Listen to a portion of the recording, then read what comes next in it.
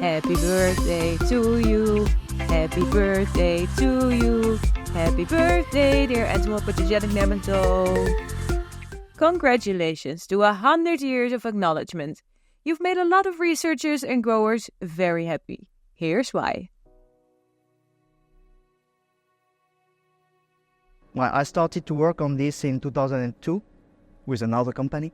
If the myself of 2002 would be told where we would be today, I would have been really surprised. Because first, nematodes were developed for very tiny markets. Nowadays, we are developing them in many markets. And the reason is they are very versatile in terms of targets. My name is Cyrille Verdun. I work for Corporate BV since 2008. Beneficial nematodes are a tiny fraction of the big nematode group, and most of them eat bacteria or eat organic matter. The one we are producing is a tiny group that co-evolve with insects, meaning that without an insect, they cannot survive. So entomopathogenic nematodes became an important player in biological control, first in greenhouse crops and the mushroom industry. Nowadays, more and more open field crops benefit from these little roundworms. Especially in this latter group, nematodes are a useful tool in the transition to more biological crop protection. Chemicals have an impact on the environment, on the water that we drink. We know that it's really clear. The European Union, primarily, but in other parts of the world as well, is banning, step by step, the most dangerous chemicals. So less chemical, meaning that you apply more of the same family of chemical. And this is a really good cocktail to get resistances. So the more insecticide you ban, the more likely you will get resistances on the remaining ones. This becomes honestly a nightmare for growers, but we have to help them to make this tiny fraction as easy as possible. What we do when we spray nematodes is just an inundative release of an organism that is already present. So what we do is we artificially increase the population during a certain period to control a pest. But what happens when the pest is gone? The population of the nematode goes back to a normal threshold without disturbing so much the other nematodes that were around. So there's a lot of paper stating that they are very safe. And actually, I did myself ingest nematodes by accident many times in my eyes, in my mouth.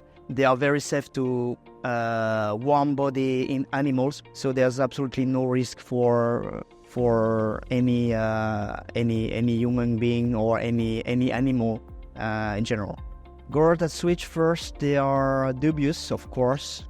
We're talking about, let's imagine you never heard of microscopic worms that will kill an insect. For them, probably they picture Alien, the movie, that's a little bit the same life cycle, actually. We always get a wow effect when we show them what they are about to spray just with a microscope, because it moves, it's very active. So they really like that fact. The only limitation is when we have to explain to them the condition required. Because let's be honest, nematodes require stricter environmental condition compared to chemical.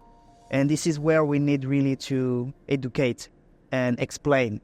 Since beneficial nematodes are alive creatures, they can only do their job if they survive while being sprayed. The spraying itself is not so difficult. Growers can do that with existing spraying equipment. However, nematodes need to be stored refrigerated, and they need water and a certain temperature range to prevail.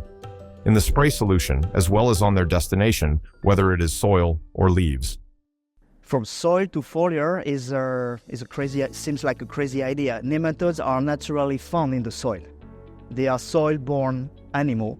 With Corporate, we really worked the last 4 years into not only applying foliar, the nematodes, but also determining the right condition to make them work. We started with foliar application in the urban greens market, the tree care. We were putting nematodes on the top of a palm tree or atop of a sycamore tree. These are huge trees in Southern Europe.